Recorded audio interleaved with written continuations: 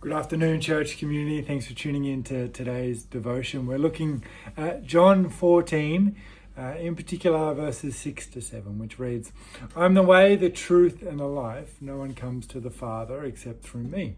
If you really know me, you will know my Father as well. From now on, you do know him and you have seen him." In this passage, Jesus speaks of a very simple but also really profound truth. Jesus says he is the way, the truth, and the life. Now, this is a powerful declaration, and it follows a series of wrong questions that the disciples keep asking. Thomas in particular asked Jesus, "How can we know the way?" And this question reflects the confusion of many of us as we seek answers, clarity, and direction in our life. But Jesus' answer to Thomas is not a roadmap, but a relationship.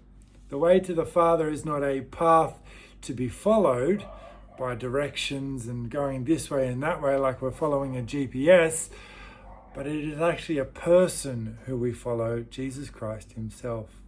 And so we learn that throughout the Gospels, the disciples are asking these wrong questions, but Jesus redirects them towards the right answer, which is himself. Now, Peter, again, he asks for a location. Thomas's question about which is the way, and Philip asks for a certain sign. Each question misses the heart of what Jesus wants to teach them.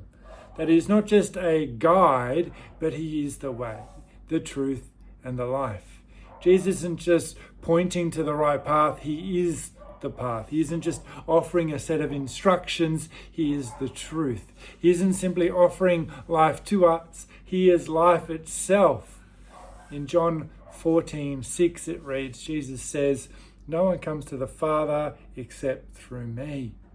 This is not just a statement about salvation, it's an invitation to a life of a deep, abiding trust that we can have in Jesus Christ. Now, Jesus reassures his disciples and us that we don't have to have all the answers, but we must trust the one who is the answer, which is so freeing because we don't have to come up with kind of all these random ideas of thinking that we need to know everything or know how to get somewhere or how to do something. In fact, we just have to follow the one who is the answer. We just need to trust in Jesus as the key to knowing the Father and experiencing life in the way that it's meant to be, not what we often make it up to be. In the sermon on the weekend, I mentioned a gentleman called Thomas A. Kempis who said, "Without the way, there is no going. Without the truth, there is no knowing. And without life, there is no living."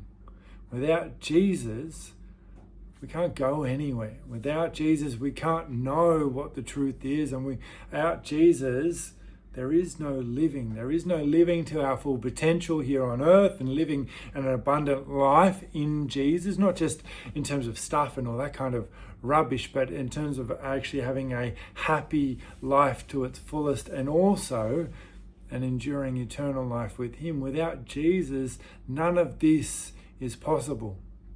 And so like the disciples, we often ask the wrong questions and we seek answers that will give us certainty or clarity. We ask questions about the future, about salvation, about the complexities of life, but Jesus kind of just pauses and calls us to stop asking the wrong questions as instead focus on the right one. How can we know and trust Jesus more deeply? Often we will ask silly questions searching for purpose in our career or success. We might say, how can I become more successful and wealthy? How can I achieve my goals at any cost? Rather, we should focus instead on achieving our wealth not on our wealth, rather on how can I honor God with the wealth that I am given? How can I honor God with the work that I have been given and find true fulfillment in him? Sometimes we might seek it in happiness, seek all these kind of fulfillment in happiness. And we ask, how can I be happy and comfortable? How can I avoid pain and discomfort? Rather than, how can I find joy and peace in Jesus no matter what my circumstances are? Sometimes we look for validation in others and we ask, how can I get others to like me, to approve of me, to make me feel better, to help me build myself up, rather than how can I live in a way that reflects God's love and approval in the relationships that He has given me. Sometimes we think that we have to do it all on our own. How can I handle everything on my own, and how can I control my life and my circumstances and make sure everything goes the way I want it to go?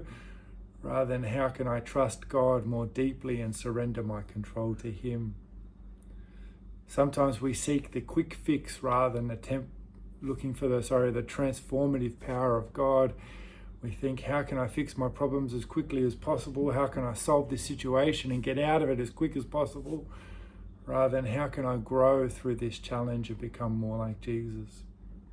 And lastly, often we chase knowledge instead of relationship with Jesus. We ask the wrong question of what theological or intellectual answers can I find to all my questions about God in order that I might trust Him one day, rather than how can I deepen my relationship with Jesus and trust Him more fully right now. There are so many times in our own lives that we ask the wrong questions. And so stop looking for solutions elsewhere.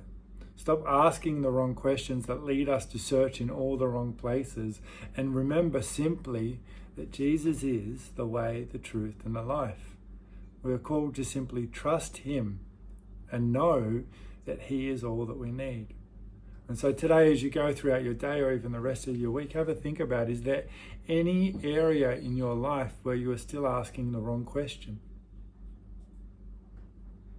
Take a moment today to shift your focus from the answers you think you need to trusting Jesus as the ultimate answer, remembering that He is the way, the truth, and the life.